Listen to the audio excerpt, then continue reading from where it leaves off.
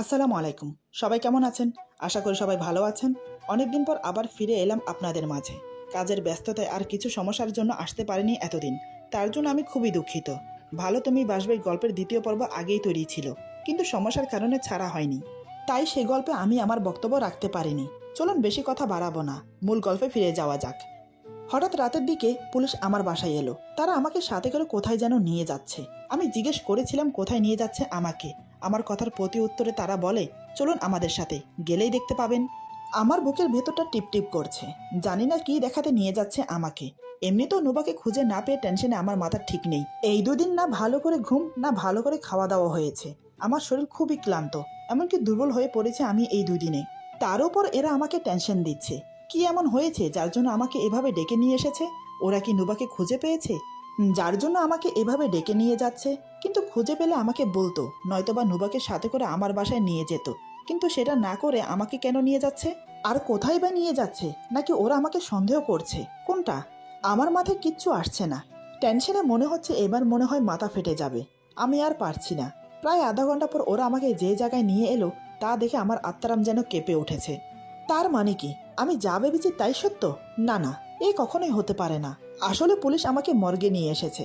পুলিশের গাড়ি থামার সাথে সাথে এসআই ও দুজন কনস্টেবল নেমে পড়ল। আমি এখনো গাড়ির ভেতরে ঠাঁই করে বসে মর্গের সাইনবোর্ডের দিকে তাকিয়ে আছি। পা দুটো থরথর করে কাঁপছে। এসআই বলে, নেমে আসুন। ওদের কথা যেন আমার কানে যাচ্ছে না। এসআই আবার বলে, কি হলো, নেমে আসুন। এবার আমি না চাইতেও নেমে আসলাম। কি অপেক্ষা করছে আমার জন্য মর্গের ভেতর? তাহলে কি আমার নুবা আর আমার মাঝে নেই? না না, আল্লাহ অন্তত এতটা নিষ্ঠুর না। তিনি আর যাই করুক, এবার অন্তত আমাকে আর সর্বহারা করবে না। এইসব ভাবতে ভাবতে আমি ওদের পেছন পেছন মর্গের ভেতরে গেলাম। ও, ভুলেই তো গিয়েছিলাম বলতে, আমার সাথে আমার বন্ধুও এসেছে। যাই হোক, সেখানে গিয়ে তারা একটি লাশ রাখার রুমে আমাকে নিয়ে গেল। তারপর গুনে গুনে 5টা লাশের পর 6 নম্বর লাশ থেকে কাপড় সরালো। আমি দেখার সাথে সাথে 2-3 কদম পিছিয়ে গেলাম। না, এ হতে পারে না। এটা কোনোভাবেই সম্ভব না। এত নিষ্ঠুরভাবে এমনটা কেউ করতে পারে না। আসলে আমি দেখতে পাই সিটে যে লাশ হয়ে শুয়ে আছে সে আর কেউ নয়, নুবা। কিন্তু সবচেয়ে কষ্টকর বিষয় হলো লাশের মাথা নেই। এটা দেখে আমার কষ্টে বুকটা ফেটে যাচ্ছে। এই লাশটি যে নুবার লাশ সেটা বুঝতে পারলাম অনায়াসে। আসলে লাশটির হাতে সেই আংটি ছিল যা আমি বিয়েতে ওকে দিয়েছিলাম। আর পুলিশ ওর কাছে যে ফোন পেয়েছে তা নুবার। এমনকি পরনের জামা কাপড়ও নুবার। এই জামা কাপড় পরে রাতে সে শুয়েছিল। এর মানে নুবা কি আর আমার মাঝে নেই? আমি নিজের চোখকে বিশ্বাস করাতে পারছি না। আর নিজেকে ধরে রাখতে পারলাম না। চেঁচিয়ে কান্না করতে শুরু করলাম। আমি কান্না করতে করতে বললাম, এটা কি করে হয়ে গেল? কেন আমার সাথে বারবার এমন হয়? যাকেই আমি ভালোবাসি সেই আমার থেকে দূরে সরে যায়। এমন কেন হয় আমার সাথে? আমি কি এমন অপরাধ করেছি যার জন্য আল্লাহ বারবার আমাকে পরীক্ষায় ফেলছে? ও নুবা, নুবা, ওঠো না। আমি যে আর পারছি না। হয়তো তুমি আমার ডাকে সাড়া দাও, নয়তো তোমার সাথে আমাকে নিয়ে যাও। ফারহান বলে, মোবাশির থাম। আমার একটাই বেস্ট ফ্রেন্ড, তার নামই ফারহান। আমি বললাম, ফারহান, তুই জানিস আমি ওকে কত ভালোবাসি, কিন্তু ও চলে গেল কি করে? ফারহান বলে, মোবাশির শান্ত হয়ে যা। আমি বললাম, কি করে শান্ত হব বলতে পারিস? এতদিন ধরে ওর সাথে আছি। সে আমাকে স্বামীর অধিকার না দিলেও আমি কিন্তু ওকে স্ত্রী মানতাম। কে করেছে ওর এই অবস্থা? ফারহান বলে, মোবাশির, আমি দেখছি, তুই শান্ত হ।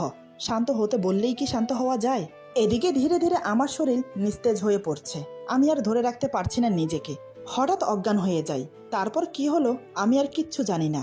মর্গে থেকে কখন কিভাবে হসপিটালে এলাম, কয়দিন অজ্ঞান হয়ে পড়ে আছি, নুবার লাশের সাথেই বা কি হলো কিচ্ছু জানি না।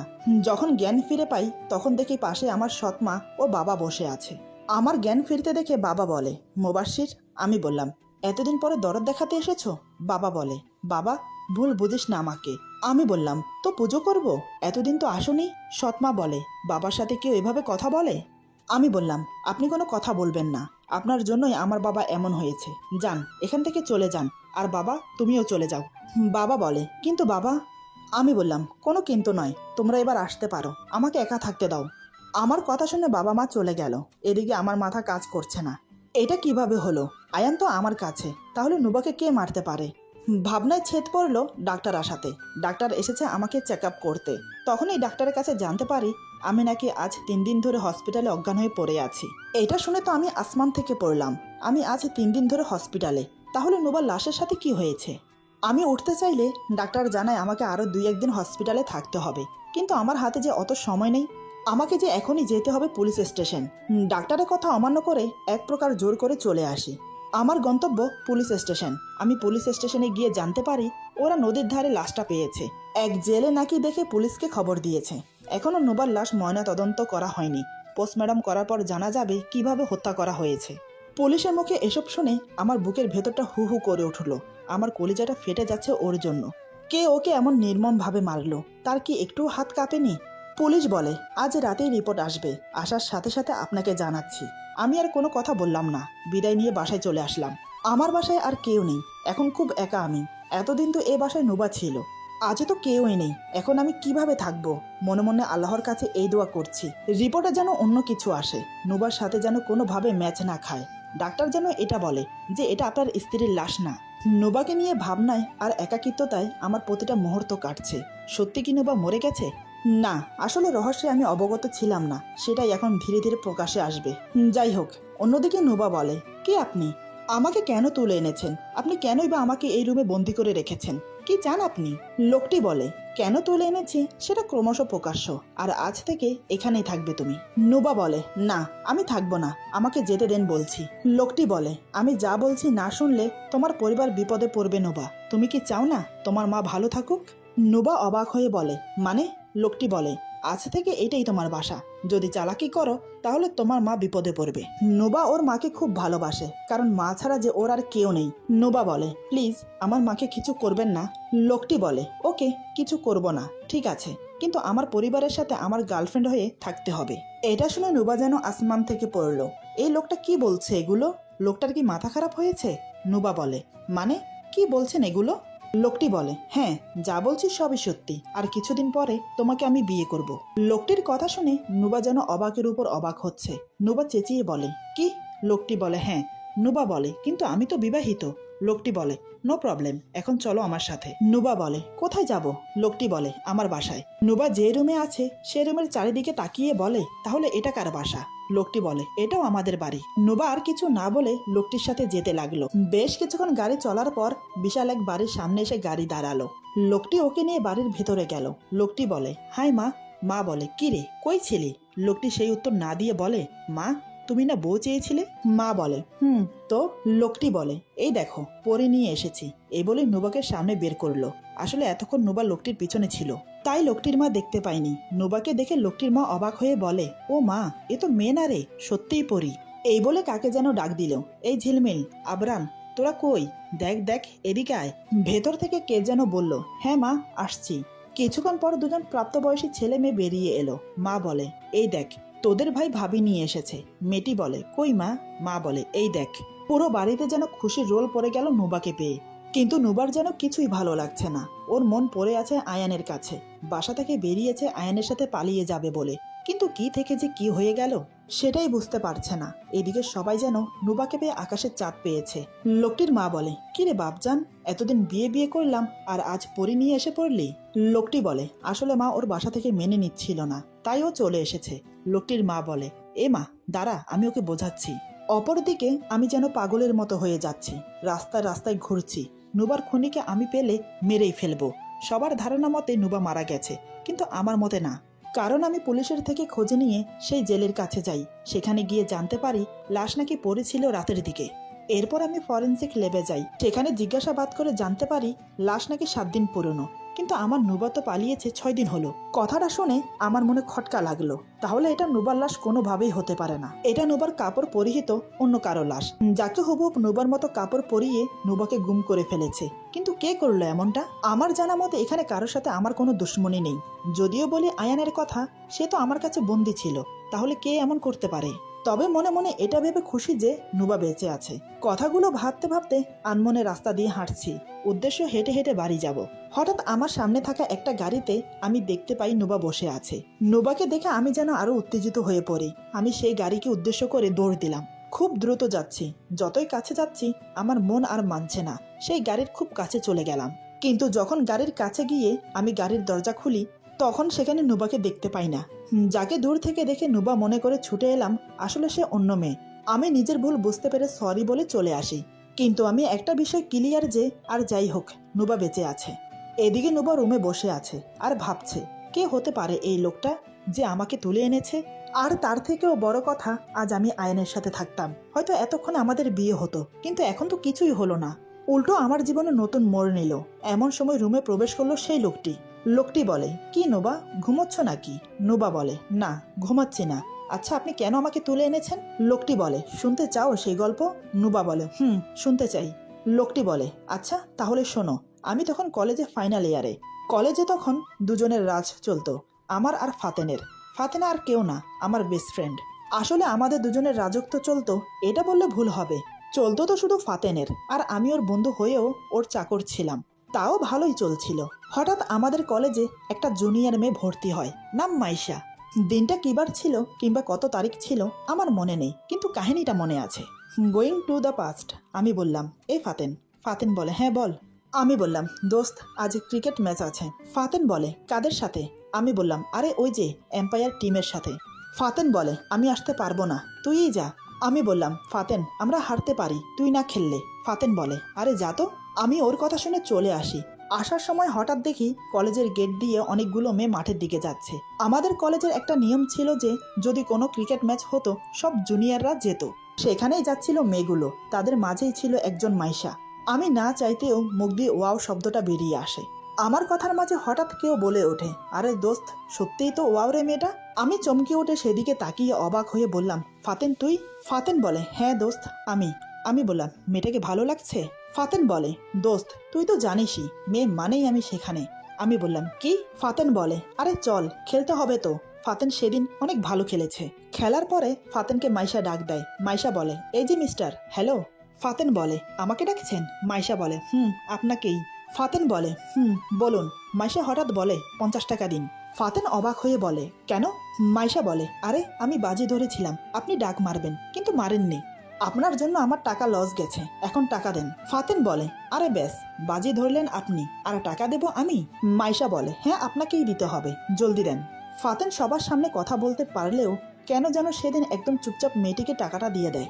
2 দিন পরে আবার ম্যাচ হয়। সেই ম্যাচে ফাতেন ইচ্ছে করে ডাক মারে। এবারও মাইশা ডাকে, এই যে, হ্যালো। ফাতেন বলে, হ্যাঁ বলুন। মাইশা বলে, আজ 100 টাকা দেন। ফাতেন অবাক হয়ে বলে, কি, প্রতিদিন টাকার পরিমাণ বাড়ে নাকি? মাইশা বলে, হ্যাঁ, আজ 100 টাকা ধরেছিলাম যে আপনি 50 করবেন, কিন্তু ডাক মেরেছেন, এখন আমার টাকা দেন। ফাতেন সেদিনও টাকা দিয়ে দেয়। কিছু করার নেই তার, সে যেন একদম চুপ, বাচ্চার মতো লাগছে তাকে। আমি বললাম, কিরে, মাইশাকে পছন্দ হয়েছে? ফাতেন মুখে হাসি ফুটিয়ে বলে, ধুর। ফাতেনের মাইশাকে পছন্দ হয়ে যায় এবং আশ্চর্যজনকভাবে কিছুদিনের মাঝে তাদের রিলেশন শুরু হয়ে যায়। ভালোই চলছিল তাদের রিলেশন। ফাতেন সারাদিন মোবাইল নিয়ে পড়ে থাকতো। হঠাৎ একদিন আমাদের পাড়ার বড় ভাই আলিফ ভাইয়ের ছোট ভাই মানে আরমানের সাথে ফাতেনের ঝগড়া লাগে। ঝগড়ার কারণ সে মাইশাকে টিচ করেছে। এক পর্যায়ে ফাতেনের রাগ বেশি হয়ে গেলে সে আরমানকে খুন করে ফেলে। খুনটা সহজেই সে চাপা দিয়ে ফেলে অ্যাক্সিডেন্ট বলে।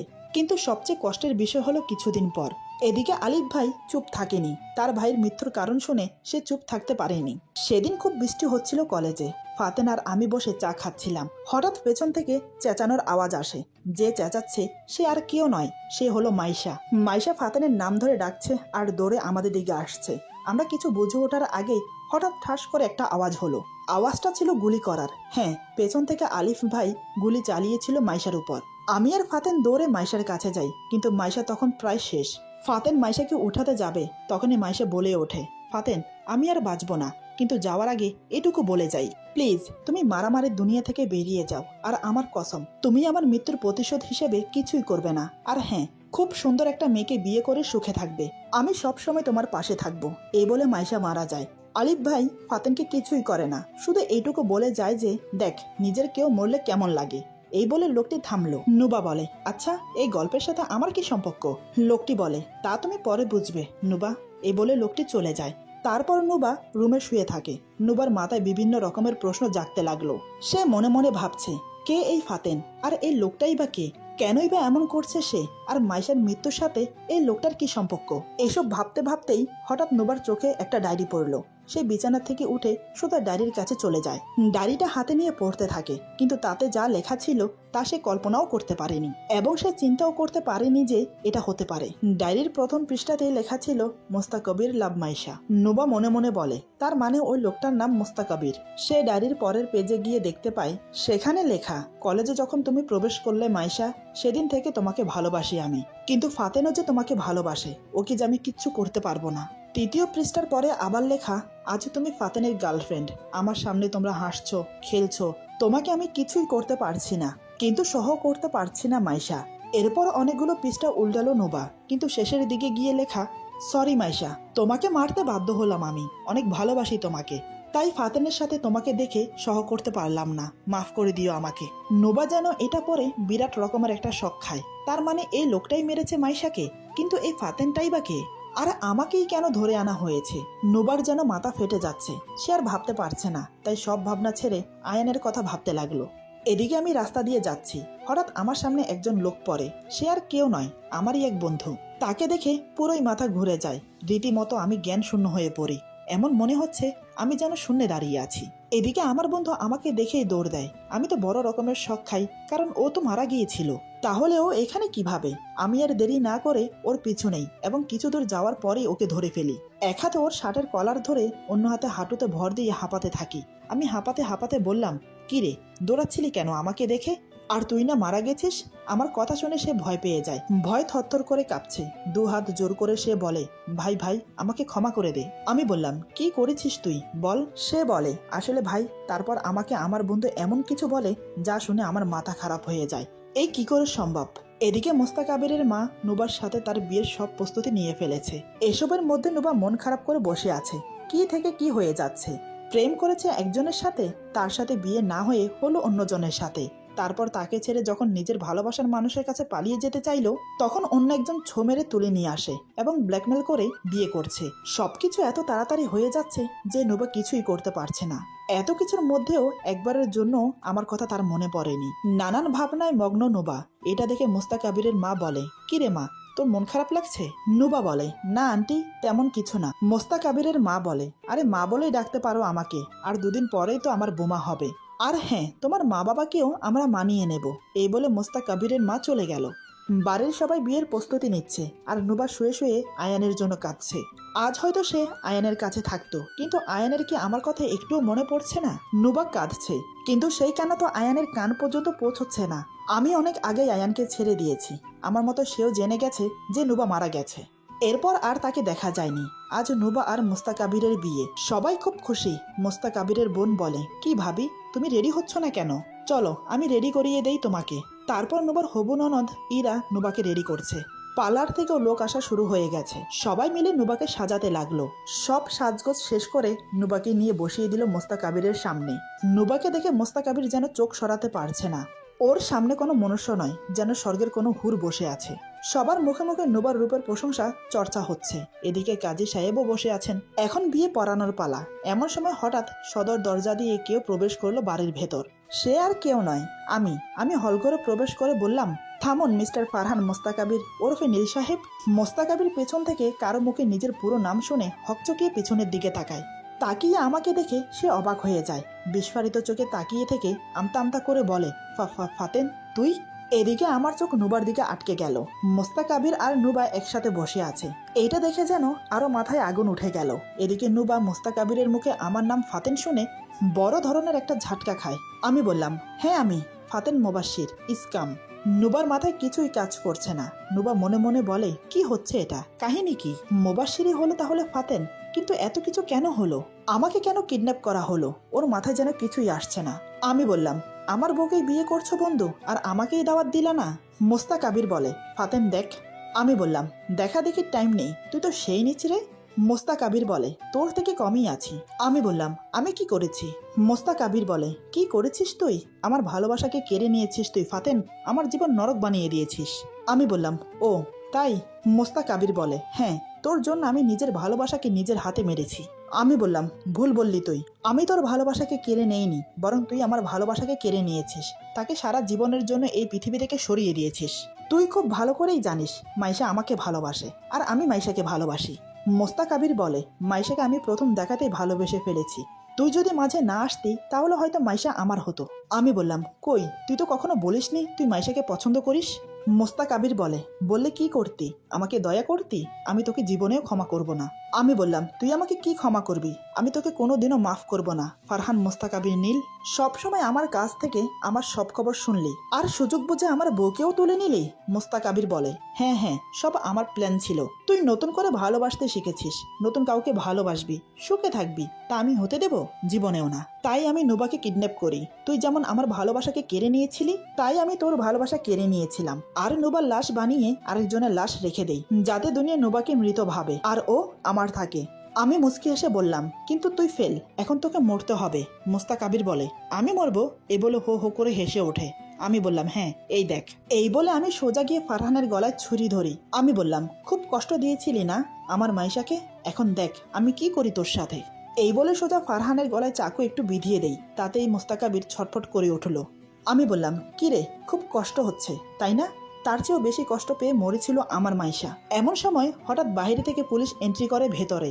আসলে এসবের ভেতরে মোস্তাক আবিরের মা সবার আড়ালে গিয়ে পুলিশকে ফোন করেছিল। তারপর সব শুনে পুলিশ মোস্তাক আবিরকে গ্রেফতার করে, এমনকি মোস্তাক আবির সব স্বীকারও যায়। এদিকে নোবা এসব দেখে পাথর হয়ে গেছে। পুলিশ যাওয়ার সময় আমাকে বলে গেল আমি যেন সময় করে পুলিশ স্টেশনে যাই। আসলে নোবার নিখোঁজের যে এফআইআর করা হয়েছে সেটা এখনো ক্লোজ করা হয়নি। এখন যখন নোবাকে পেয়ে গেছি তাই এফআইআরটা ক্লোজ করতে হবে। আমি আর এক মুহূর্ত না দাঁড়িয়ে নোবাকে নিয়ে সেখান থেকে বেরিয়ে এলাম। পুরো রাস্তা নোবার সাথে আমার কোনো কথা হলো না, এমনকি আমিও নোবার সাথে কোনো কথা বললাম না। একসময় ওকে নিয়ে বাসায় চলে এলাম, কিন্তু এত কিছুর পরেও নুবার মন থেকে আয়ানের কথা মুছে যায়নি। নুবা বাসায় এসে আয়ানের কথা বলতে শুরু করে। আমি তার কোনো প্রতিউত্তর না দিয়ে অবাক হয়ে তাকিয়ে আছি। ওর বকবক শুনতে শুনতে আমার কান যেন ঝালাপালা হয়ে যাচ্ছে। এবার আমি বাধ্য হলাম ওকে একটা ভিডিও দেখাতে। পকেট থেকে ফোনটা বের করে ভিডিওটা অন করে ওর সামনে ধরলাম। নুবা আমার হাত থেকে ফোনটা ছোঁ মেরে নিয়ে ভিডিওটা দেখতে লাগলো। ভিডিওটা যত দেখছে নুবার মুখ ক্রমশ পরিবর্তন হচ্ছে। আমি মনে মনে ভাবলাম এবার অন্তত সবকিছু ঠিক হয়ে যাবে। হঠাৎ নোবা অবাক করে যা করলো বা যা বলল, সত্যি তার জন্য বিন্দু মাত্র প্রস্তুত ছিলাম না। ভাবতে পারিনি সে এমন করবে। ওর কথা শুনে, ওর কাণ্ড দেখে আমি বিস্ময়ে অবাক হয়ে যাই। মনে হচ্ছে আমার চোখ ফেটে এখনই জল গড়িয়ে পড়বে। এরপর যা হলো, আজকের গল্প এখানে সমাপ্ত। গল্পের বাকি অংশ পেয়ে যাবেন আগামী পর্বে। আশা করি গল্পটা আপনাদের ভালো লাগবে। সবাই ভালো থাকবেন, সুস্থ থাকবেন। আল্লাহ হাফেজ।